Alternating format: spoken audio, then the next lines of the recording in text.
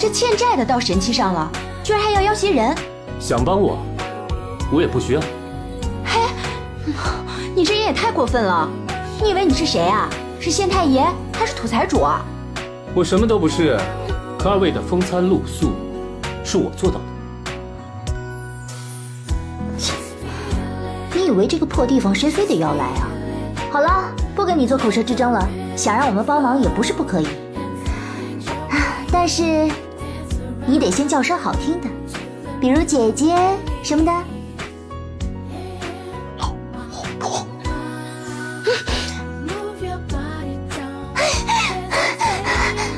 赵子龙，你敢喊我这个，我要好好教训教训你。只要我能活着回来，再教训也不迟。我一定得好好揍他一顿。小姐，他说什么让你这么生气啊？他刚才骂我老，还喊我婆婆，这还不容易？他交代的事儿，咱们不帮他就是了，让他直接被山贼杀死，这才解气。啊，那不行，不能这么容易就放过他。等到我把我心中的这口恶气全部出尽之后，他才能死。如此犹豫，莫非是你跟赵子龙？我已经爱上赵子龙了，只盼生生世世能与子龙相知相守，不离不弃，至死方休。我夏侯青衣绝非常山镇定的过客，因为我的心上人是镇定人，我便是镇定人。只取一瓢眷恋，当你来过的纪念。是你杀了我许，背叛、抛弃、欺瞒、利用，并不在乎你的薄情和负心，可为何你偏偏还要害死我的至亲？前任，不要叫我前任，你不配！为你自己做过的事情付出代价。丫头，皇上，朕答应过帮你报仇，定不会放过这逆贼，把他押入宫中。朕现在还不会杀你，因为朕还没有看到你苟延残喘、受尽折磨。上官明月，你要干什么？只要我家公子平安归来，小殿下便不会有事。朕答应要将朕的皇儿还回，朕便放你们来去自由，绝不阻拦。来人！皇上和你们的孩子，朕了卑鄙。愿得一人心，白首不相离。你听好了，从今日起，我荣景和云锦月恩断义绝，再无瓜葛。王姐。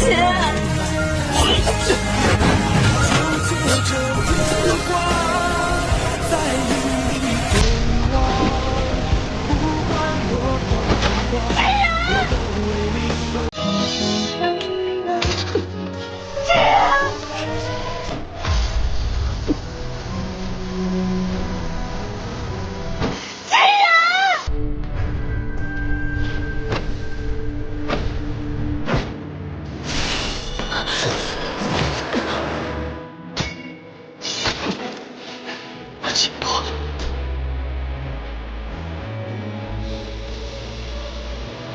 我们都解脱了。玉鸟！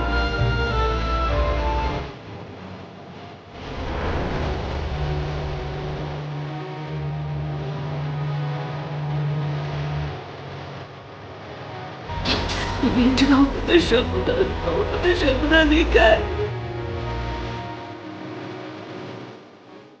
人家景世子是有大志大才，喜欢这样的人，才不枉费一生。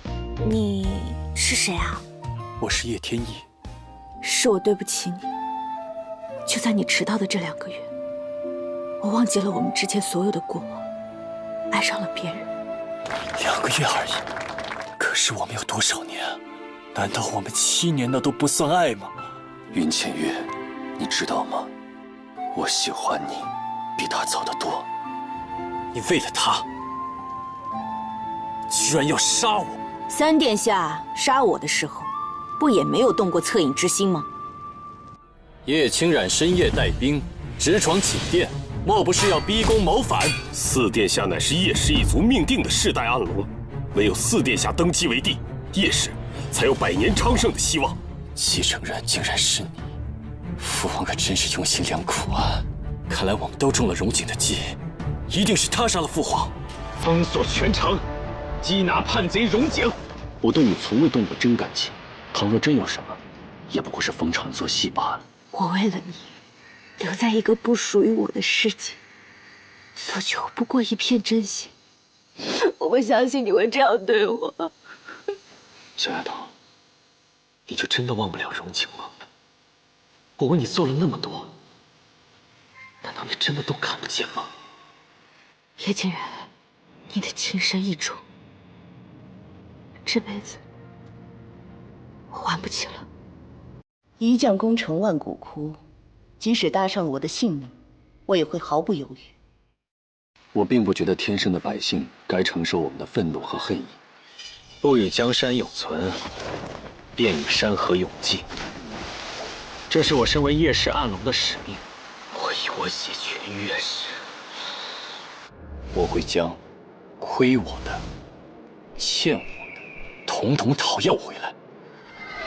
这天下最后属于谁，还不一定。你今日不杀我，大日我定将你碎尸万段！我不相信，我是父皇的儿子，是天上名正言顺的主。原本以为100年前的那场杀伐可以终止动荡，为了大殿中的那把黄椅，天下却从未停止过纷争。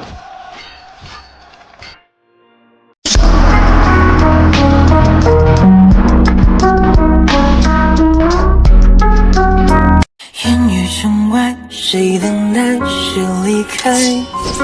多少思念化作尘埃。你们是来送我的？岁月如梭，人不在，心犹在，用一生感慨。我相信天宝。回想当初你说过的对白，一字一句浮现脑海。冬去春来，等花开，等你来，等你用一生去爱。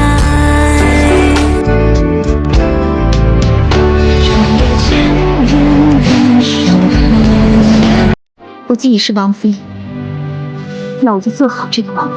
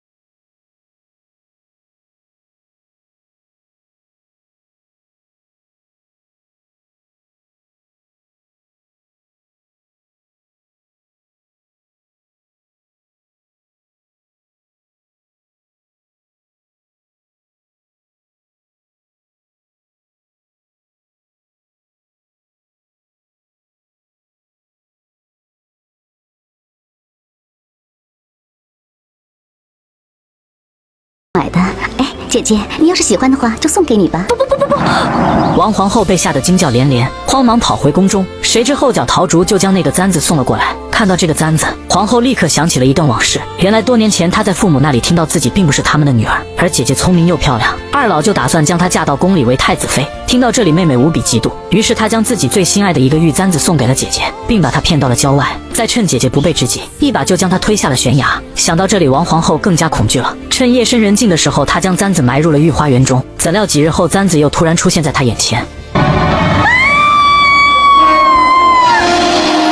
皇后惊讶地发现，眼前宠妃的泡茶手法竟与被自己害死的姐姐一模一样。可还不等她从恐惧中走出来，对方就率先开了口：“姐姐，你应该知道，这样喝茶不只是为了乐趣。这个花瓣呢，能使茶中充满了香味，对吧？”真是一股花香扑鼻而来啊！这让皇后越想越害怕，难道世上真有如此多的巧合？因为前几日陶竹送来的那盆夹竹桃，不仅寓意着忘恩负义，并且它的别名也叫陶竹，甚至她头上的那只发簪也与自己送给姐姐的一模一样。更没想到，连泡茶手法都如出一辙。而为了确定心中的猜想，皇后便表示要借一步说话，接着又质问起了陶竹的身份，进宫的目的究竟又是什么？谁知陶竹却装作一脸无辜，觉得这一切都不过是巧合罢了。见对方始终不愿意承认，皇后也当即露出了本来面目，扬言陶竹如果不说实话，那自己有10000种手段让他从这个世上永远消失。你还要再一次把我推下山崖吗？你到底是谁？你看清楚我是谁！你别害怕呀，你不是想要答案吗？不可能，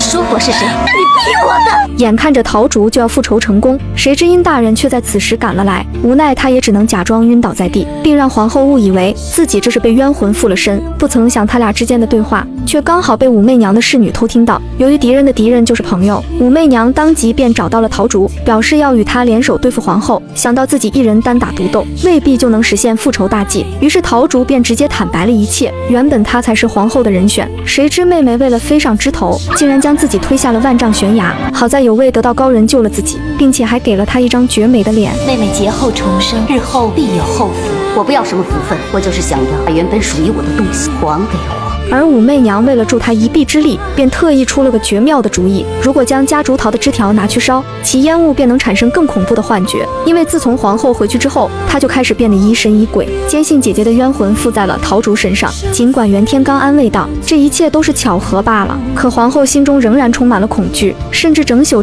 都睡不着觉。于是陶竹趁此机会让侍女送去了更多的夹竹桃，没想到皇后果然中计。香玉，你干嘛？我不准你放，不准放，不准放！安准放这东西，不准放，听见没有？快点拿柴火！本以为烧掉所有的夹竹桃，自己就可以安心睡个好觉，没想到高兴不过1秒，她就在烟雾的作用下，将前来关心自己的侍女误认成了早已死去的姐姐。从此皇后的症状变得更加严重，觉得身边所有人都要杀她。你是派来杀我的，你是派来杀我的！娘娘息怒我，娘娘息怒我！没有了昔日的端庄。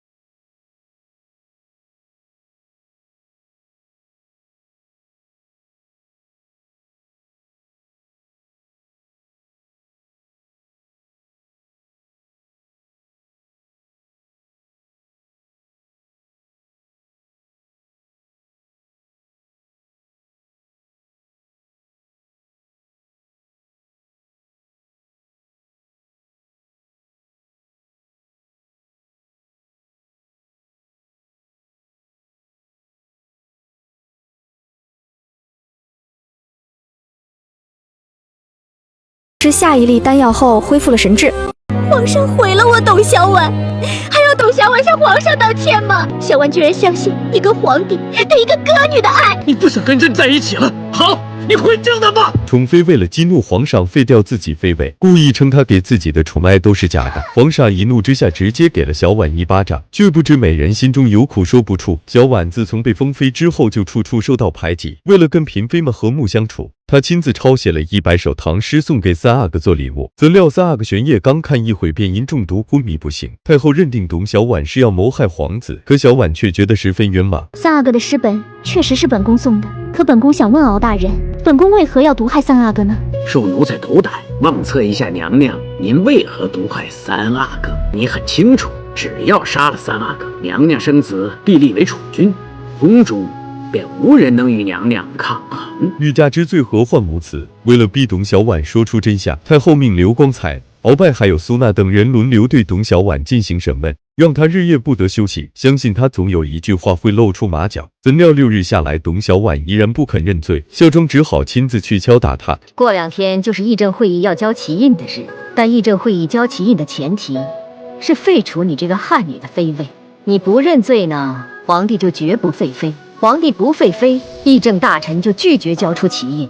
那么皇帝又怎能有皇威皇权？原来太后是为了2黄旗印逼自己认罪，但毒害三阿哥的罪名太大了。小婉知道一旦认下这罪名，就会毁了自己，更会毁了皇上。若皇上所爱的女人是如此可怕之人，皇上将会受到议政会议的严重指责和朝廷的严重质疑。皇上即便接掌了2黄旗旗印，所付出的代价也是皇上难以承受的。此刻皇上已经对小婉连审6日，心疼不已，命英格尔火速前往慈宁宫要人。董小婉不想让皇上和太后因为自己再起冲突，称自己已经想到了别的法子。小婉不能认下这下毒的重罪，但小婉可以劝皇上废除小婉的妃位。要想皇帝下旨废妃，你必须做到自毁形象，让皇帝讨厌，你明白吗？皇上对小婉连日来所受的苦十分心疼，不明白皇额娘为何非要逼她认罪。怎料美人突然换了一副面孔，都怪她把自己骗进宫来，才害得她过得如此凄惨。你是说朕限制了你的自由，你不想跟朕在一起了？好，你会正的吗？看来皇上早就厌倦小婉，早就想赶小婉出宫了，是吗？这是皇上的龙宗在作怪，皇上不敢下旨废妃。小婉字字句句直戳到皇上的心窝，皇上气急之下直接打了他一个耳光。清醒过来的他才明白美人是在为自己着想。皇上愤怒地冲出大殿要找太后理论，怎料中途突然口吐鲜血晕倒在地。太后守在烧得一塌糊涂的儿子床前，才知道自己连审小婉6日，皇上也消瘦了不少。清醒过来的皇上绝对不愿为了得到旗印牺牲小婉，他愿意为儿子牺牲一切，可儿子却还是打了他。儿子还是人。难道皇帝就不想亲率2黄旗？儿子想，但儿子更想要小婉。此刻的太后才明白儿子与董小婉深厚的感情，废妃之事不行，看来只能另想他法。而皇上也知道自己将这个天大的难题再次丢给了皇额娘。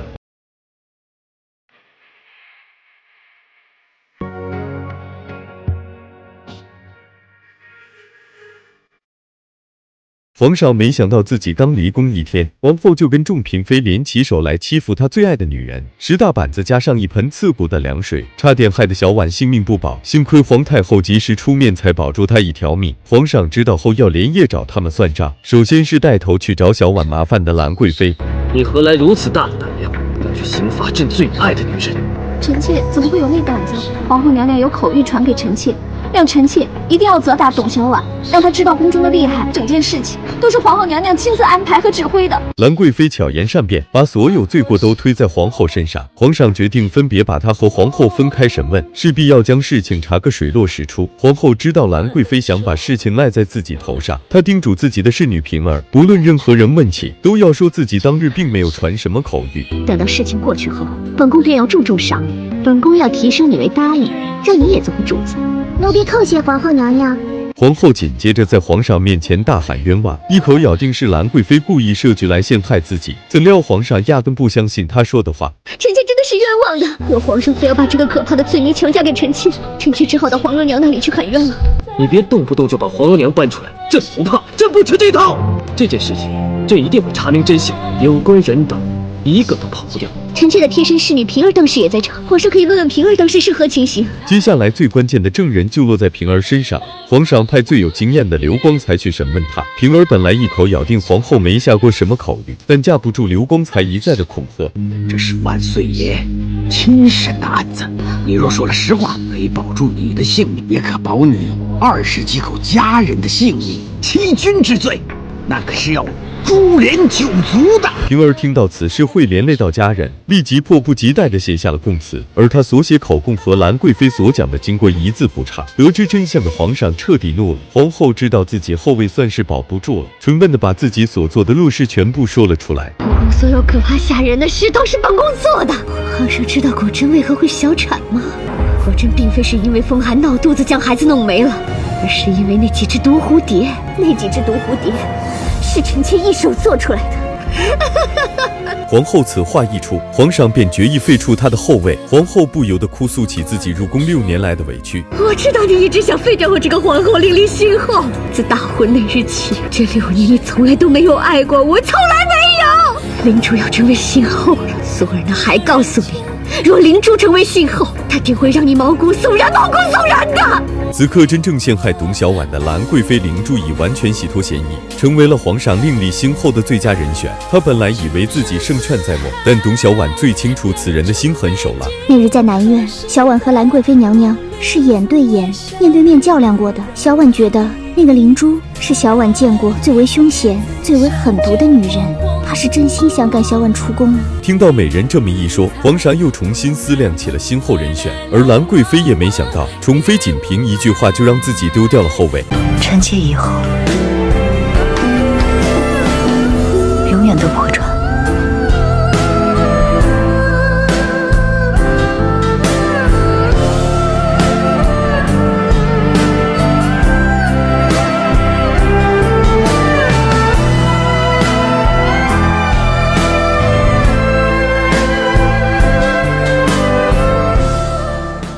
别说妃位，就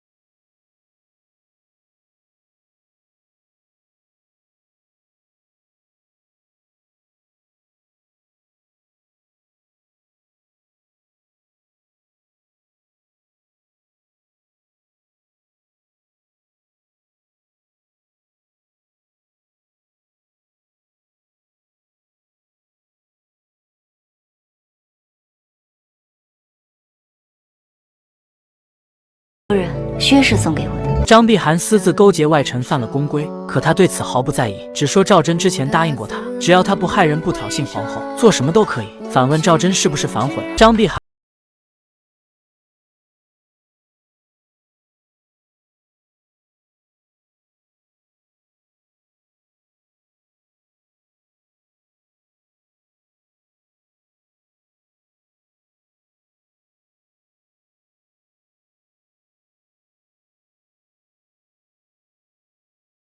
官家答应了，宣徽使。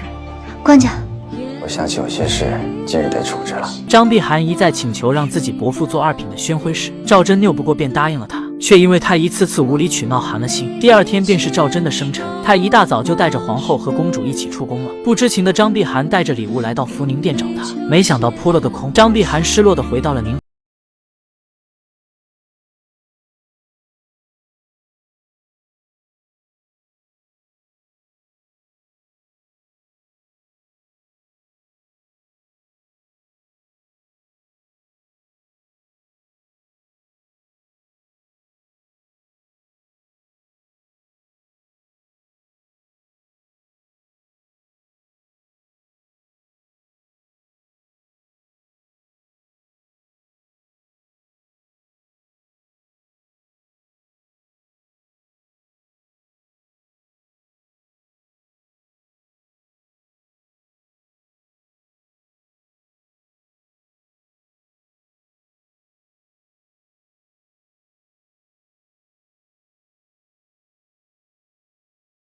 将市井百姓遭难，那张瑶所居然还安然处之，毫无自省之心，惶恐之意，厚颜无耻，世所罕见啊！众臣个个都冒死进谏，拉着赵祯不肯离开。陛下，夏至寿30之日，天昏地暗，不久秀州地震，声如响雷，自西北而来，天道故于人世不远，望陛下端以大义，收割爱情，拔去。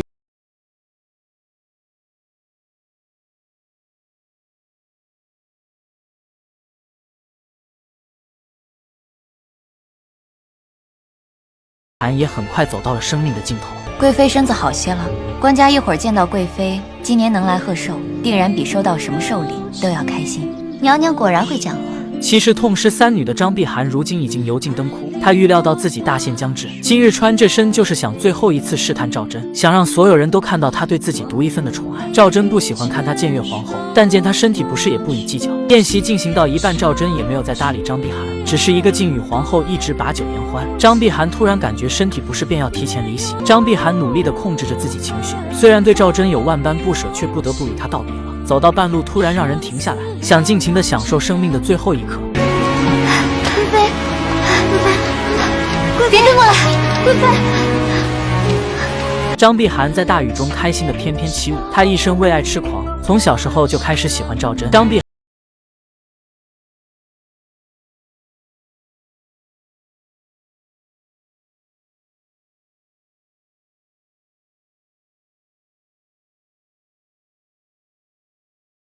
说曹皇后真是大度，不仅不阻止，还主动去福宁殿劝说大臣离开。冯京做此坚持，并非替皇后鸣不平，而是守大宋的规矩仪制。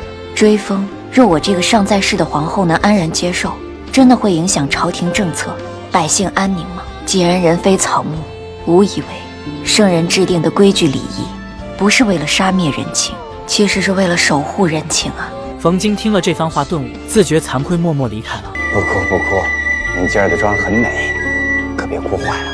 赵祯多年来儿女连连夭折，以为是自己对生母不孝所致，所以一直想弥补母家。他看着舅舅憨憨的儿子为人忠厚，又从小十分喜爱徽柔，就觉得女儿嫁给他一定会幸福的，却不知女儿悲惨的一生才刚刚开始。皇后和母亲将徽柔送到李家后，便回了宫。徽柔舍不得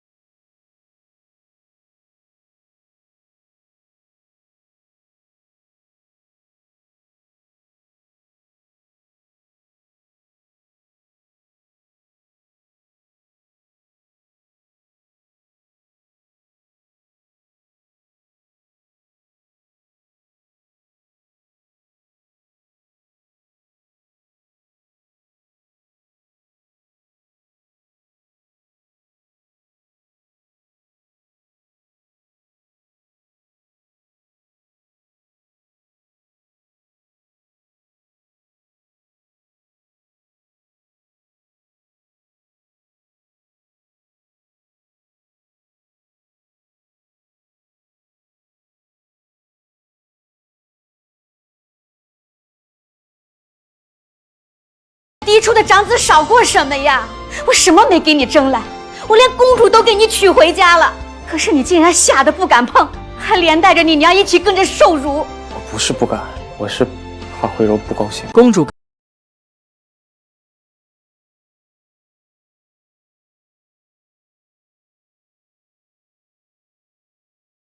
我这样做的后果，你是想说，日后你入宫跟官家、皇后告我的状，家姑撮合驸马与公主圆房，有什么错？官家也盼着早日抱外孙呢。他会死的。怀吉知道徽柔的性子，如果他知道自己被强行圆房后，一定会自杀反抗，所以拼了命的挣脱开束缚，冒死冲进了李伟的房里，心疼的为公主将衣服一件件披好。公主，我们回家。此刻的李伟才冷静了下来，他一向爱戴公主，却冲昏头脑与母亲一起陷害她。怀吉查出公主的酒里被下了药，为了保护徽柔的名声，都监表示自己可以隐瞒此事。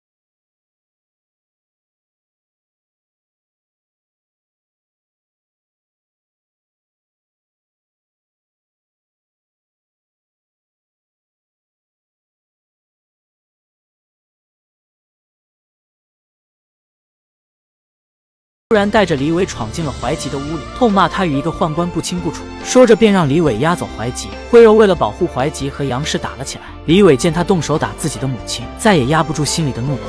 这个气为什么要打我娘？为什么？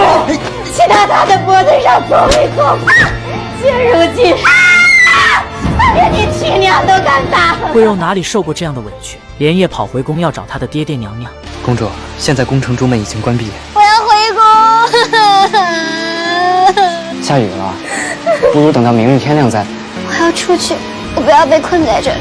夜闯宫门是犯了大忌，但怀吉看到公主哭得如此伤心，宁愿掉脑袋也要送她回去。驸马冒着大雨追出来向她认错，却让徽柔厌恶至极。此刻的皇上好像也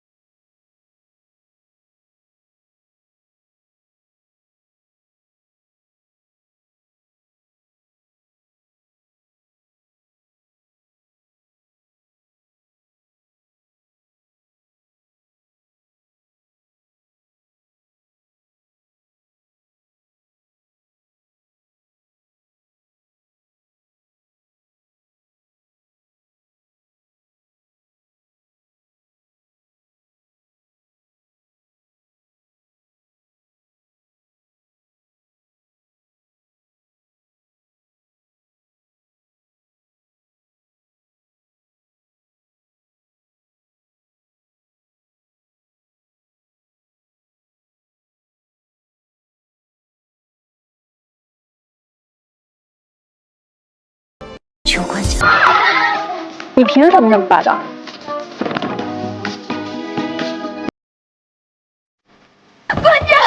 官家救我！官家，没事了，没事了，我让他们叫御医过来，给你擦干净，上药。脸上可别留下了伤疤，不然挑家人节牡丹也不好看了。那个人也已经被你烫伤了，你的气也出了，可为何还是不来公园上跳舞啊？我又怎知官家是不是同他们一样的旁人？要是官家在肚里笑话我、看低我呢？你这里面都装着什么稀奇古怪的东西？那我要给官家跳个舞，免得以后官家想起我来都是哭哭啼啼的模样，得让官家记得我最好看的样子。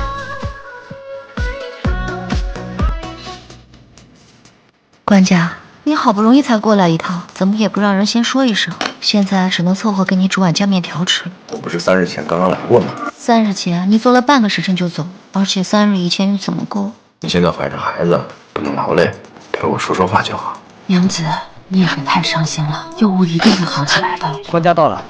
官家，幼吾她回不去这样，她回不去这事了。她是官家的女儿，又是国朝的公主，只要幼吾能好起来，我就做个在她身边伺候她的老妈子就好，我什么也不要了。